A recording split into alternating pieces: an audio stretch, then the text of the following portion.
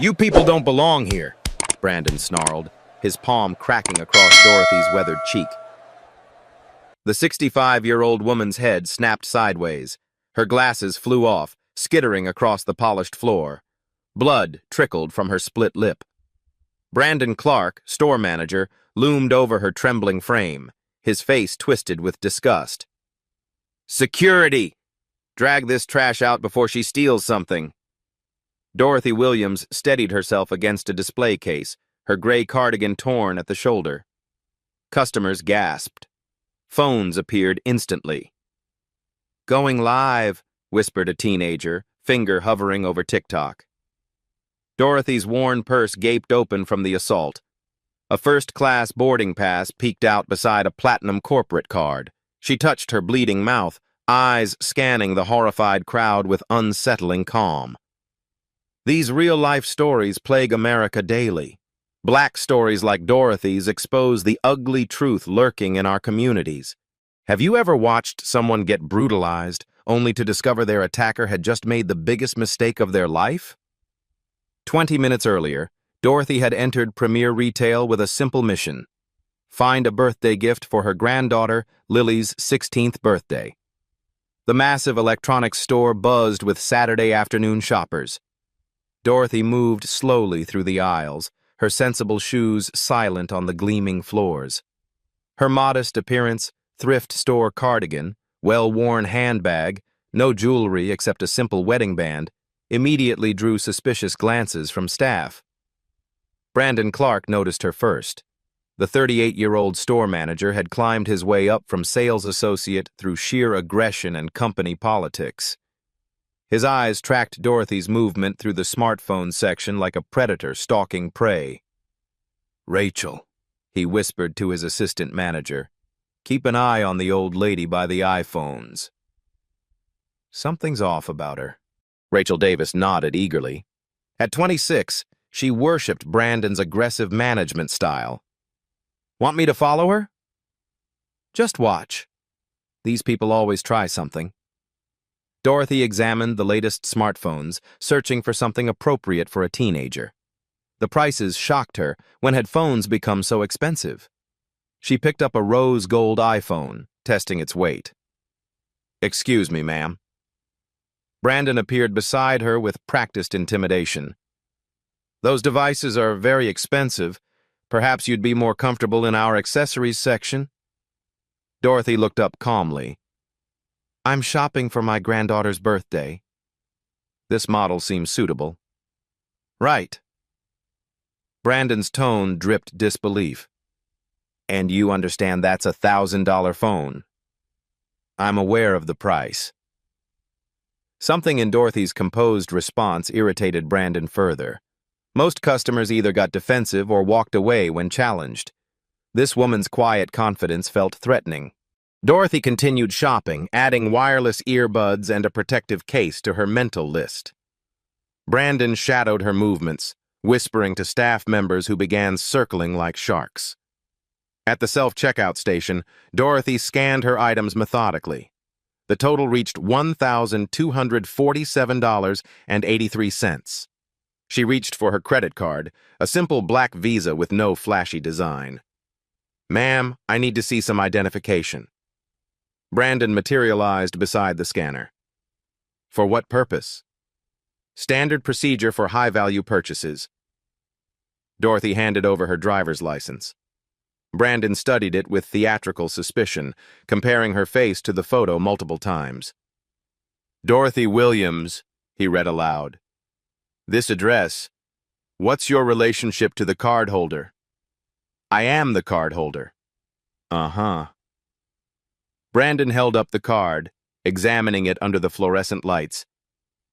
"This seems unusual. Are you certain this card belongs to you?" A small crowd began forming. Other customers slowed their shopping to watch the developing drama. Dorothy remained perfectly calm, but her dark eyes sharpened with intelligence. "Young man, I've been shopping here longer than you've been working retail." "Process my purchase." The word young stung Brandon's ego. Who was this nobody to condescend to him? In his store? Actually, I think we need to verify this transaction with your bank. Rachel, call fraud prevention. That's unnecessary, Dorothy said quietly. I decide what's necessary here. Brandon's voice rose enough for nearby customers to hear clearly. Ma'am, I'm going to need you to step aside while we sort this out. Sort what out? Your payment method, and frankly, your attitude. The crowd grew larger. Several customers pulled out phones, sensing drama. A 17-year-old named Marcus started a TikTok live stream, angling his camera to capture the confrontation. Live from Premier Retail, he whispered to his phone. Manager's giving this lady major problems. Dorothy noticed the phones but showed no concern. Instead, she opened her worn leather purse wider, revealing its contents. Brandon glimpsed something that made him pause. A first-class airline ticket and what looked like a corporate card, but dismissed them as probably stolen. Ma'am, I think you should leave before we involve security. I haven't done anything wrong. Your kind always says that. The words slipped out before Brandon could stop them. The crowd gasped. Marcus's live stream viewer count jumped from 12 to 300 in seconds. Excuse me? Dorothy's voice remained steady, but something dangerous flickered in her expression. I said what I said. People like you come in here, cause trouble, try to use questionable payment methods. Brandon was digging himself deeper but couldn't stop. This is a respectable establishment. Define people like me. Brandon realized his mistake, but pride prevented retreat. You know exactly what I mean. The teenager's live stream exploded. Comments flooded in. Racist manager alert. Get his name. Call the news. Dorothy stood perfectly still as Brandon continued his tirade. She seemed to be calculating something, her fingers absently touching items in her purse. Tony, Brandon shouted to the security guard. I need this woman removed from the premises. Tony Anderson, a 40-year-old former police officer, approached reluctantly. Something about Dorothy's composure made him hesitate. She didn't look like a troublemaker. What seems to be the problem? Tony asked carefully. Attempted fraud, suspicious behavior, refusing to cooperate. Dorothy finally spoke. Officer Anderson, I'm simply trying to purchase a birthday gift for my granddaughter. Tony noticed she'd read his name tag and used his former title respectfully. Ma'am, if you could just... She's lying, Brandon interrupted. Look at her. Does she look like someone who can afford a $1,000 phone? The racist implication hung in the air like poison gas. The live stream viewer count hit 3,000. Comments demanded justice. Dorothy smiled for the first time, a small, knowing expression that should have warned Brandon he'd made a terrible mistake. The situation exploded across multiple fronts simultaneously. Rachel Davis arrived at a near sprint, her heels clicking against the marble floor. She'd been monitoring the store's social media alerts when notifications started flooding in about a racist incident in progress. What's happening here? Rachel demanded, then immediately locked eyes with Brandon.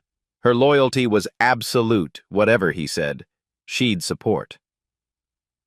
This woman, Brandon gestured dismissively at Dorothy, is trying to commit credit card fraud. When I questioned her, she became belligerent and started making accusations. Rachel nodded without hesitation. She's obviously trying to scam us. Look at her. Does she seem like our typical customer demographic? The crowd surrounding them had swelled to nearly 40 people. Marcus's TikTok live stream was pulling in viewers exponentially 5,000, then 8,000, then 12,000. Other customers had started their own streams and recordings. This is insane, whispered a mother pushing a stroller. They're profiling her right in front of everyone. Someone should call corporate, muttered an elderly man with obvious disgust. Tony Anderson shifted uncomfortably between Dorothy and the managers. His police training screamed that something was wrong with this picture, but he couldn't pinpoint what. The woman seemed completely unruffled by the chaos swirling around her. "Ma'am," Tony said gently, "maybe we could just call your bank to verify." "No." Brandon cut him off aggressively. "I'm calling the real police." This has gone far enough. He pulled out his phone and dialed 911 with theatrical flourish, speaking loudly enough for the cameras to capture every word. "Yes, I need officers at Premier Retail, 2847 Commerce Drive. We have a suspected shoplifter who's become hostile and is refusing to cooperate.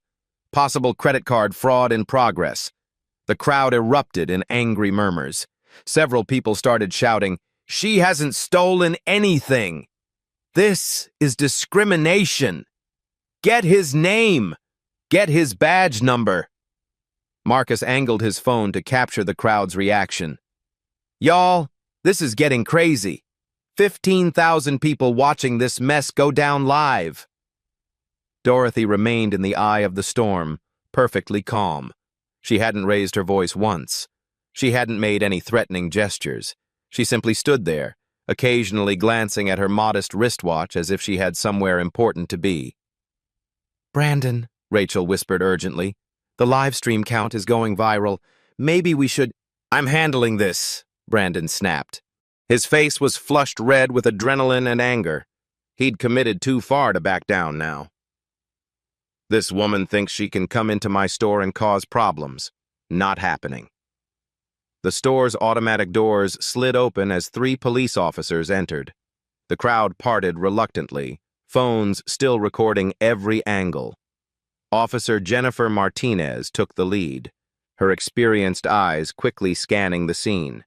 She'd responded to retail disputes before, but the presence of cameras and the obvious tension made her cautious. "What seems to be the problem here?" Brandon jumped forward eagerly. "Officers, thank you for coming." This woman attempted to use what I believe is a stolen credit card for a high-value purchase. When we questioned her, she became argumentative and refused to provide proper identification. "That's a lie," called out a customer from the crowd. "We saw the whole thing." "He's been harassing her for 20 minutes, shouted another voice. Officer Martinez raised her hand for silence. "Ma'am," she addressed Dorothy directly, "I need to hear your side of this." Dorothy's response was measured and professional. "Officer, I came here to purchase a birthday gift for my granddaughter. I selected items totaling $1,247.83 and attempted to pay with my personal credit card. Mr. Clark began questioning my right to make this purchase based on my appearance." "She's lying," Brandon interjected. "Look at her." "Does she look like someone who belongs in our store?" The racist implication landed like a bomb. Officer Martinez's expression hardened. She'd heard this kind of talk before, and it never ended well.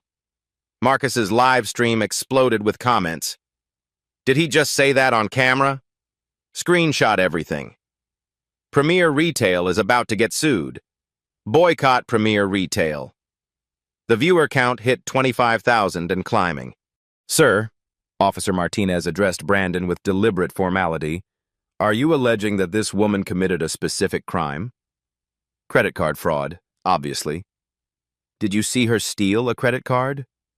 "Well, no, but—" "Did she attempt to leave the store without paying?" "She was trying to use a fake card. Did you verify with the bank that the card was fraudulent?" Brandon's confidence wavered slightly.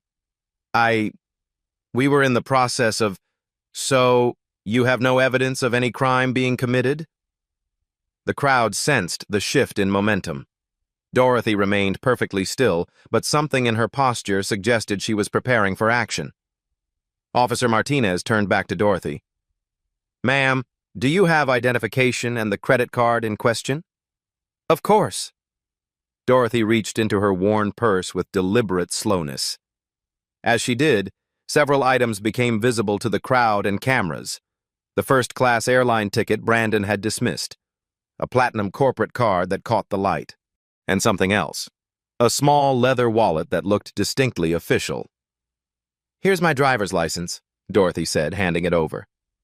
"And the credit card they're questioning." Officer Martinez examined both documents. Her eyebrows rose slightly. The address on the license was in one of the city's most exclusive neighborhoods. "Ma'am, this appears to be in order. Your card?" Dorothy handed over what appeared to be a standard black visa. But Officer Martinez, trained to notice details, saw something that made her look twice. Brandon leaned forward aggressively. "See? I told you something was suspicious about—" "Mr. Clark," Officer Martinez interrupted sharply, "I need you to step back." The authority in her voice cut through Brandon's bluster. For the first time, doubt crept into his expression. Dorothy glanced at her watch again. "Officers, I appreciate your professionalism, but I do have an appointment I need to keep." Something about the way she said appointment sent a chill through the air. It wasn't a request. It was a statement from someone accustomed to having their schedule respected. The live stream comments went wild. "She's too calm. Something's about to happen. Plot twist incoming." Marcus whispered to his phone, 28,000 viewers. This lady's got some kind of secret, I can feel it. Dorothy's fingers moved to her phone with the confidence of someone about to make a very important call. Brandon still didn't understand what was coming. Dorothy's fingers moved with practiced precision as she scrolled through her phone contacts. The crowd pressed closer, sensing something momentous was about to unfold. "Ma'am," Officer Martinez said cautiously, "if you need to make a call—" "Just one moment," Dorothy replied with calm authority that made everyone pause. She found the number she was looking for and pressed dial. The phone rang once before connecting. "Premier Retail Corporation, Board of Directors Emergency Line. This is Janet speaking." Dorothy's voice carried clearly across the silent store. "This is Dorothy Williams, Board Chair Emeritus. Authorization code Alpha 791. I need an immediate corporate intervention at store location 2-8-4-7. The gasp from the phone was audible to everyone nearby. "Miss Williams." "Yes, ma'am, immediately. What's your situation?"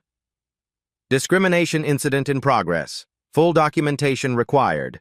Priority 1 response." "Understood. Activating emergency protocols now." Brandon's face went white. Rachel grabbed his arm, confusion flooding her features. The name Williams meant nothing to them, but the formal language and obvious deference from corporate headquarters sent ice through their veins. "What's happening?" Rachel whispered frantically. Within 30 seconds, every manager's phone in the store began ringing simultaneously. The electronic symphony of alerts created chaos as employees scrambled to answer identical emergency calls. Brandon's hands trembled as he accepted the call. "Hello? This is Corporate Emergency Response. Cease all operations immediately. Board chair on premises. Await instruction. Do not engage further with the customer. Confirm receipt." What? Board chair? But confirm receipt now. "Confirmed," Brandon whispered, his voice barely audible. Rachel's phone delivered the same message. Tony's radio crackled with security alerts. Even part-time employees received urgent texts. The crowd watched in fascination as the store's entire management structure received identical instructions. Marcus's live stream viewer count exploded past 45,000. "Holy shit," Marcus whispered to his camera. "Something major is going down." Dorothy calmly returned her phone to her purse, then reached for the small leather wallet that had caught Officer Martinez's attention earlier. "I believe there's been a misunderstanding," Dorothy said quietly. She opened the wallet, revealing not a driver's license holder, but an official corporate identification badge.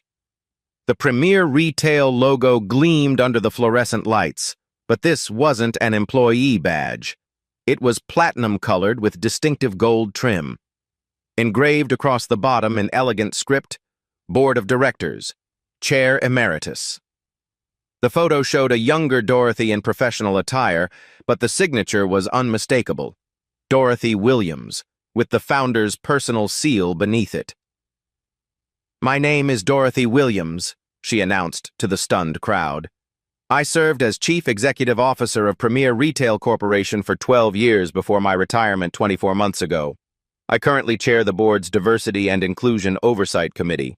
The store fell into absolute silence except for the distant hum of electronics and the frantic typing of live stream comments exploding across dozens of phones. Brandon's mouth opened and closed soundlessly. The blood drained from his face so completely that Officer Martinez stepped closer, concerned he might collapse.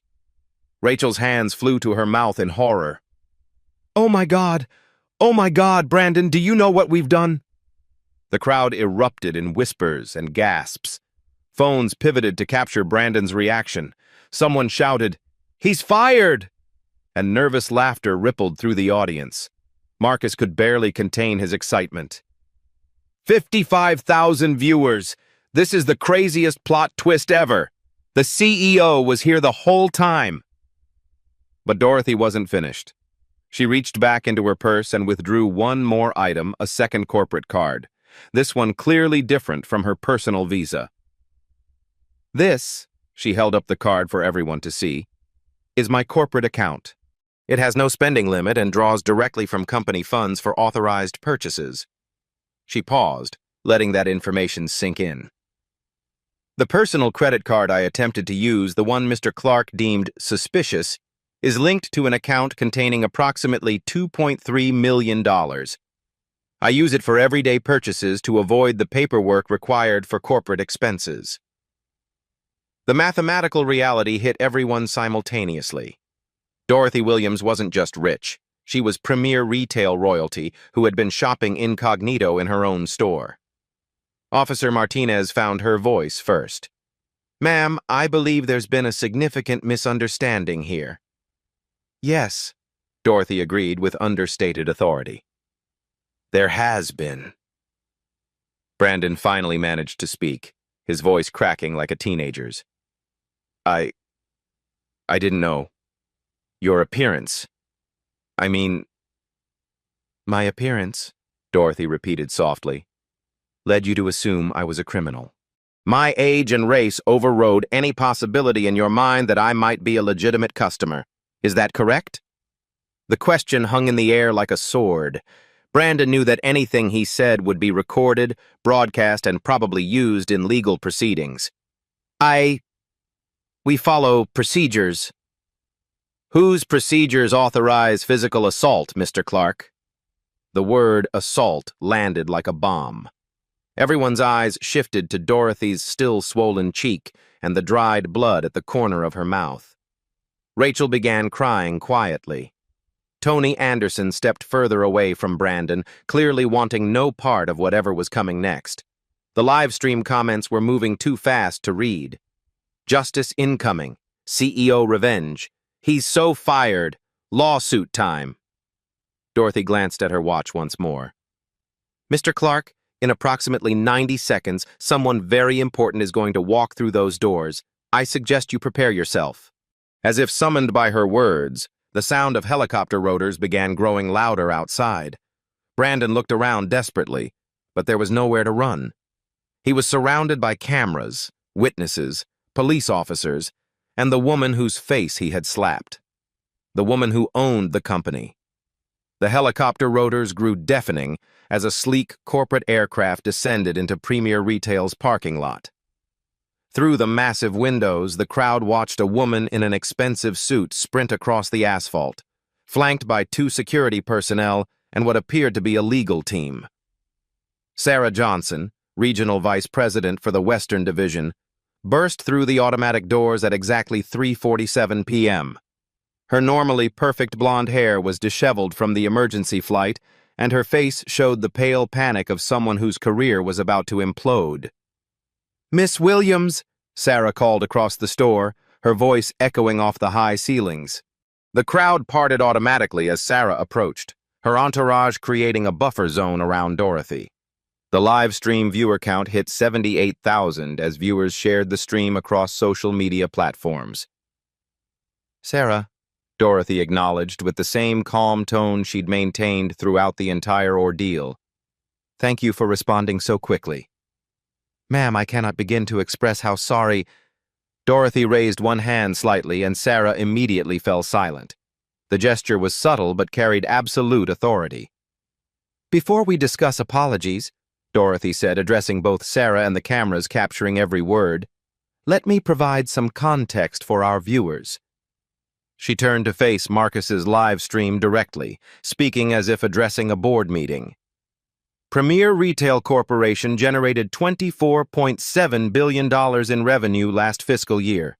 63% of our customer base consists of minority communities who trust us with their hard-earned money.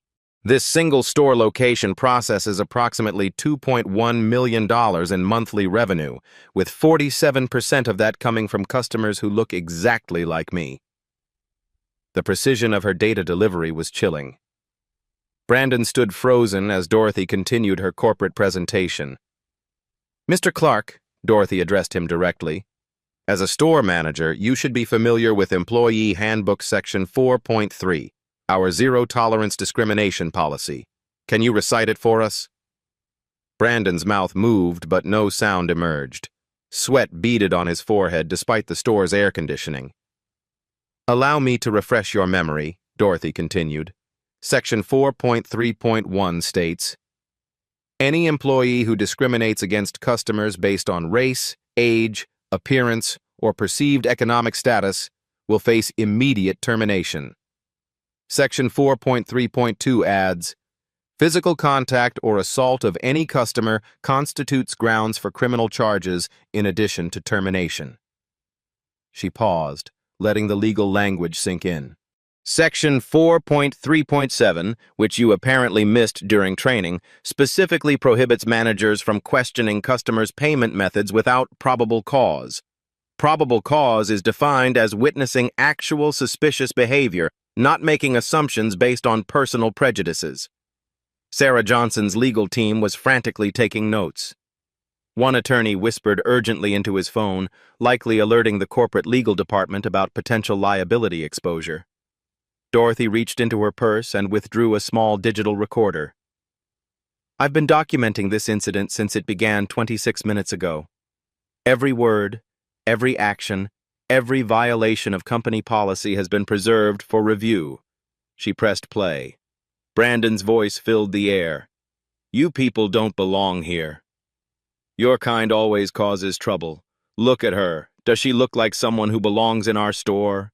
The racist statements, now played back in the corporate presence of Sarah Johnson and live-streamed to nearly 90,000 viewers, carried devastating legal weight. Furthermore, Dorothy continued, I have security footage from 17 different angles documenting the assault Mr. Clark committed against me. She turned to Sarah. Our corporate legal team will find this particularly interesting given that Mr. Clark struck a sitting board member on company property while she was attempting to conduct legitimate business. Sarah's face went ashen. Ms. Williams, we will take immediate action.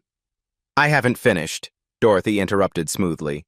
The legal ramifications extend beyond employment termination.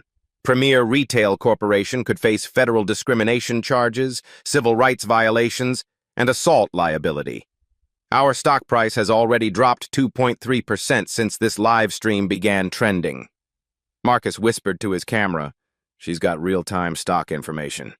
This lady is next level. Dorothy addressed the cameras again. For our viewing audience, you're witnessing a case study in corporate accountability. What happens next will determine whether Premier Retail deserves your continued trust and business. She turned back to Sarah with boardroom authority. Ms. Johnson, I'm invoking Emergency Protocol 7 under our crisis management procedures. You have 30 seconds to demonstrate our company's commitment to justice, or I will recommend the board initiate a comprehensive investigation into this division's management practices. The ultimatum hung in the air like a death sentence. Sarah looked desperately at Brandon, then at Rachel, then at the legal team for guidance.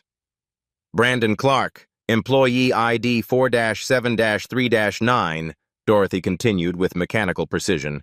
You are terminated effective immediately for violations of corporate policies. 4.3.1 through 4.3.7. Your access is revoked. Security will escort you from the premises. Brandon finally found his voice. You can't. I have rights. This is unfair. Mr. Clark. Dorothy's tone remained perfectly level. You slapped a customer in front of 93,000 witnesses. You made racist statements that were recorded and broadcast internationally. You violated 7 separate company policies. The only unfair thing here is that you're not being arrested. She nodded to Sarah. Ms. Johnson, please execute the termination. Sarah's hands shook as she pulled out her corporate phone. Brandon Clark, you are hereby terminated from Premier Retail Corporation. Please surrender your access badge, keys, and any company property immediately. The crowd watched in fascination as Brandon's corporate access cards were collected. His phone buzzed with automated messages confirming his termination and benefit cancellation.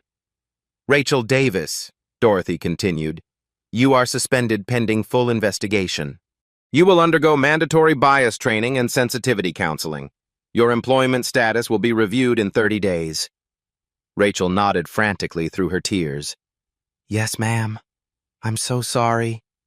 I didn't know. I should have. Tony Anderson, Dorothy addressed the security guard. You will complete unconscious bias training within 7 days. Your supervisor will monitor your performance closely. Tony nodded respectfully. Unlike the managers, he'd maintained professionalism throughout the incident. Dorothy turned back to the cameras for her final corporate announcement. Effective immediately, Premier Retail will implement 5 systematic reforms. First, our real-time bias monitoring system will be operational within 72 hours, allowing customers to report discrimination directly to corporate headquarters via smartphone app. The legal team was recording everything for immediate implementation. Second, monthly bias audits will be conducted by mystery shoppers from diverse backgrounds. Third, all discrimination complaints will reach board level within 4 hours. Fourth, community advisory boards will oversee our diversity initiatives. Fifth, quarterly transparency reports will be published documenting all discrimination incidents and our responses. She paused, ensuring the cameras captured her final statement. This incident represents a failure of leadership, training, and basic human decency. But it also demonstrates that systemic change is possible when we demand accountability. Brandon was escorted toward the exit by security, his career and reputation destroyed in less than an hour. The crowd watched his departure with a mixture of satisfaction and sobering awareness. Dorothy had just demonstrated the power of quiet dignity combined with systematic corporate accountability. The real lesson was about to begin. Brandon's termination was processed with mechanical efficiency that demonstrated Premier Retail's corporate machine in full operation. His access cards beeped once as security deactivated them, the sound marking the end of his retail career. Mr. Clark, Sarah Johnson announced formally for the cameras, your final paycheck will be processed according to state labor laws. Your health insurance terminates at midnight tonight. Security will escort you to collect any personal items from your office. The crowd watched in silence as Brandon walked the gauntlet of phones recording his humiliation. His face had progressed from confusion to rage to a hollow acceptance of his destroyed future. At the store's entrance, he turned back once, searching for something to say that might salvage his dignity. Dorothy met his gaze steadily. Her swollen cheek and bloodied lip served as permanent reminders of his assault, captured in dozens of recordings that would follow him forever. Brandon said nothing. The automatic doors closed behind him with finality. The police officers remained to complete their incident report. Officer Martinez approached Dorothy with professional respect, tinged by obvious admiration. Ma'am, do you wish to press assault charges? We have multiple witnesses and video evidence. Dorothy considered the question carefully. Officer, Mr. Clark's termination and public humiliation serve justice adequately. Criminal charges would only prolong this incident and distract from the systemic changes we need to implement. The answer surprised many viewers, but demonstrated Dorothy's strategic thinking. She was playing a longer game than simple revenge. However, she continued, I want a complete police report filed. This documentation may prove valuable for our corporate policy reforms. Sarah Johnson stepped forward nervously. Ms. Williams, on behalf of Premier Retail Corporation, I offer our most sincere apologies for this inexcusable incident. We take full responsibility for our employees' actions. Dorothy's response was measured and corporate precise. Ms. Johnson, apologies are meaningless without structural change. What matters now is implementation. She addressed the live stream audience directly, speaking with the authority of someone who had commanded billion-dollar decisions. For our 97,000 viewers currently watching, you're about to witness how corporate accountability actually works when executed properly. Sarah retrieved a tablet from her legal team and began reading from prepared emergency protocols. Premier Retail Corporation announces the immediate implementation of the Dorothy Williams Accountability Framework, Sarah began, her voice carrying across the store. Named in honor of our board chair emeritus who experienced this discrimination firsthand. The crowd murmured appreciation for the naming tribute. Dorothy nodded acknowledgement but maintained her professional demeanor. Component 1. The real-time response application will launch within 72 hours. Any customer experiencing discrimination can immediately alert corporate headquarters with GPS location, photographic evidence, and live streaming capability. Marcus whispered to his camera, "They're building an app to stop racism in real time. That's actually genius." Component 2, Sarah continued, mystery shopper bias audits will begin Monday. We're hiring diverse community members to test every Premier retail location monthly. Results will be published publicly on our website. The transparency aspect drew approving comments from the live stream audience. Dorothy had designed accountability that couldn't be hidden or manipulated. Component 3. Executive Response Protocol requires all discrimination complaints to reach board level within 4 hours. No manager can suppress or dismiss these reports. Component 4. Community advisory boards comprising local civil rights leaders will oversee our diversity initiatives. They have authority to recommend store closures for persistent violations. The power structure reversal was revolutionary. Community members would now have direct influence over corporate operations. Component 5. Quarterly transparency reports will document every discrimination incident, our response time, and resolution outcomes. These reports will be publicly accessible and independently audited. Dorothy added her own commentary. These aren't feel-good gestures or public relations theater. These are binding corporate policies with measurable outcomes and public accountability. She turned to the cameras again. The mystery shoppers will be paid $500 per audit. The community advisory boards will receive annual budgets of $50,000 per district. The real-time response team will operate 24/7 with guaranteed response times under 15 minutes. The specific financial commitments demonstrated serious corporate investment in change. Comments flooded the live stream praising the concrete nature of the reforms. Rachel Davis, still suspended but present, raised her hand tentatively. "Ms. Williams, what happens to employees who want to improve but made mistakes?" Dorothy's response showed unexpected compassion. "Ms. Davis, you followed Mr. Clark's lead rather than thinking independently. That shows poor judgment but not necessarily irredeemable character. Your 30-day suspension includes comprehensive bias training, community service with local civil rights organizations, and mentorship with our diversity specialists." She paused thoughtfully. "If you demonstrate genuine growth and commitment to change, you'll be eligible for reinstatement with probationary status. Second chances exist, but only for those willing to do the work." The balanced approach between accountability and redemption resonated with viewers who appreciated both justice and forgiveness. Tony Anderson stepped forward. "Ma'am, I should have intervened sooner.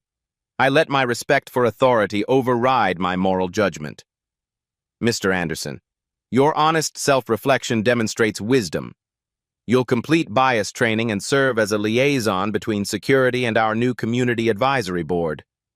Your experience in law enforcement, combined with proper training, could make you valuable in preventing future incidents."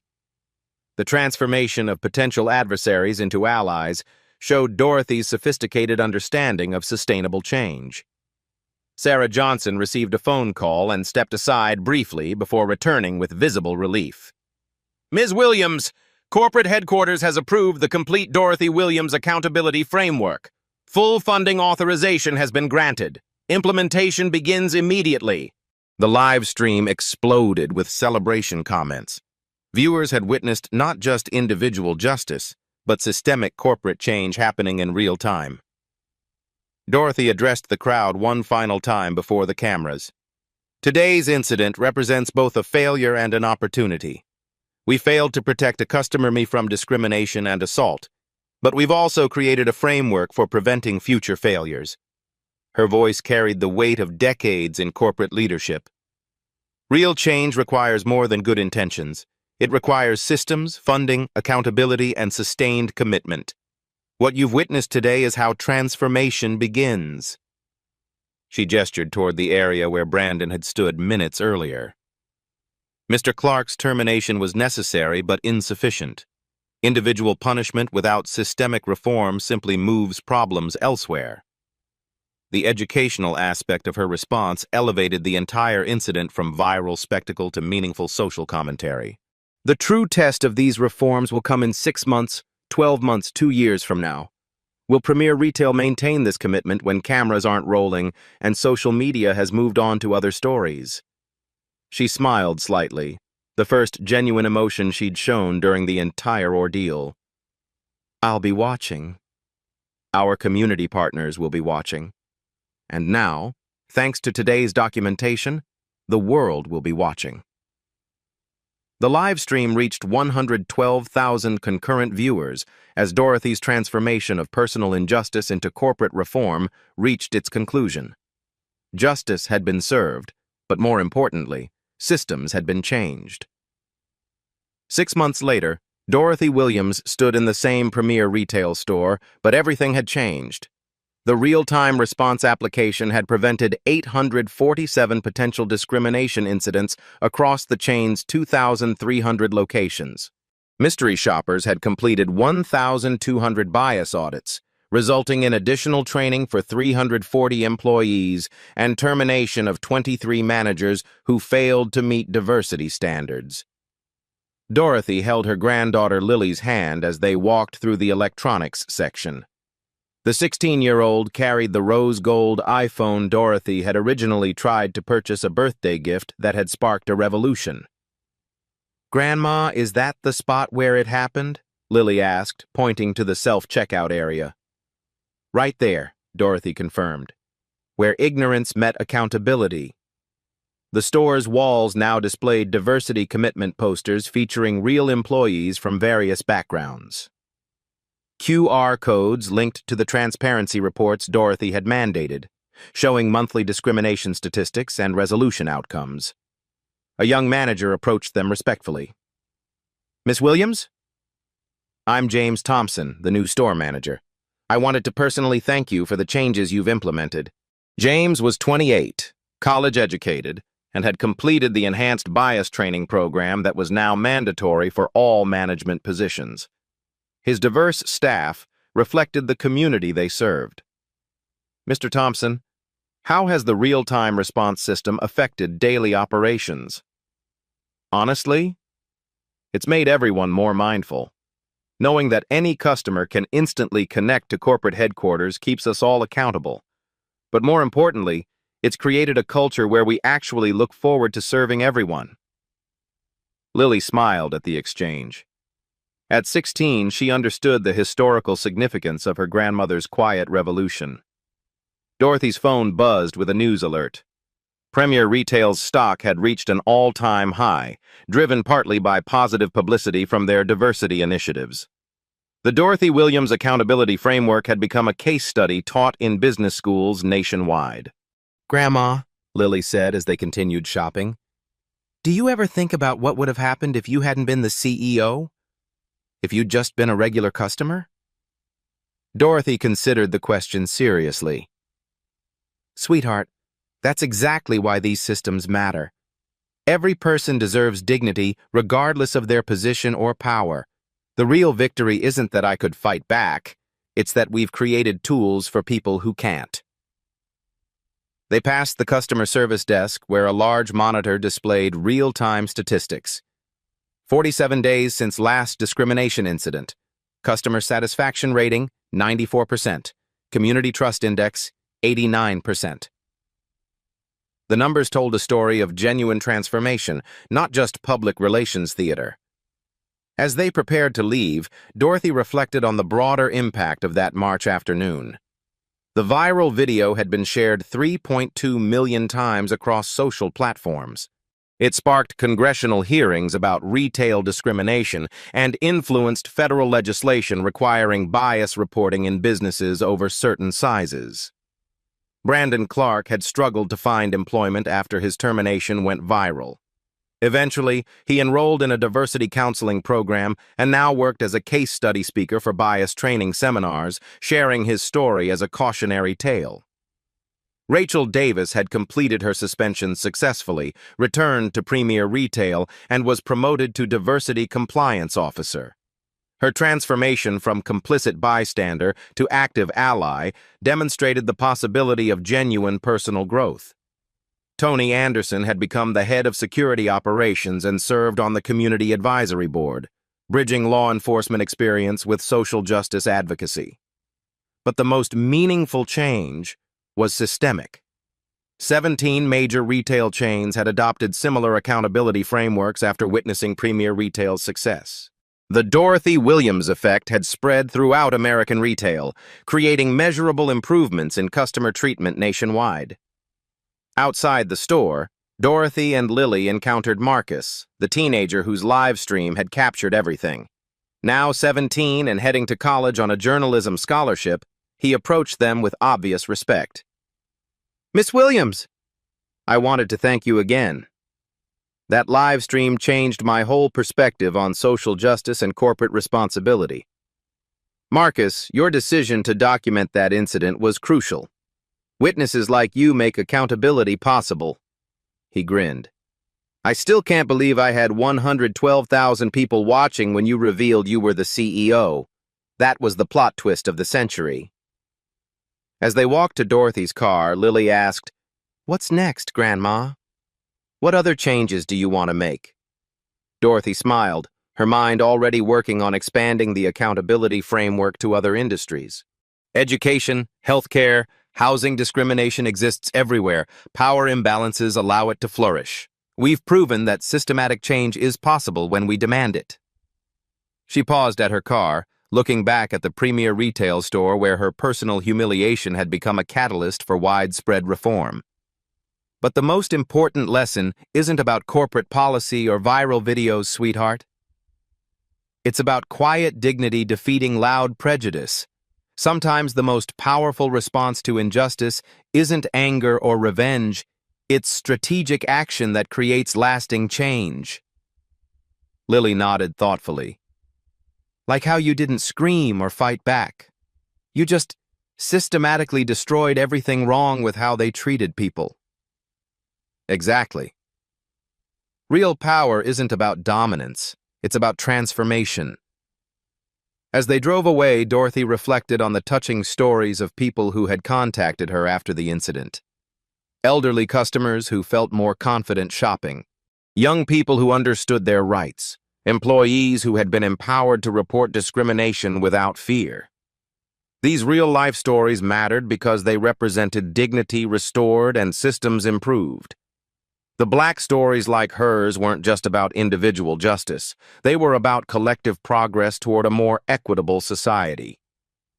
The framework she'd created would outlast her own involvement, protecting future customers who might face similar discrimination. That legacy meant more than any corporate title or financial success she'd achieved. 6 months after a store manager's slap sparked a revolution, Dorothy Williams had proven that quiet strength, strategic thinking, and systematic change could defeat prejudice more effectively than any other response. The real victory wasn't personal vindication. It was institutional transformation that would protect countless others. Your turn to create change. Have you witnessed discrimination in retail stores? Share your experiences in the comments below. When we document these incidents, we create accountability. When we demand better treatment, companies respond. Subscribe to hear more life stories that inspire systematic change. Like this video to support justice and dignity for all customers. Share it to spread awareness about how individual courage can spark widespread reform. Together, we transform real-life stories of discrimination into catalysts for lasting social progress. Your voice matters. Your witness matters. Your action matters. Dorothy Williams proved that touching stories of resilience create the foundation for meaningful change. What story will you help tell?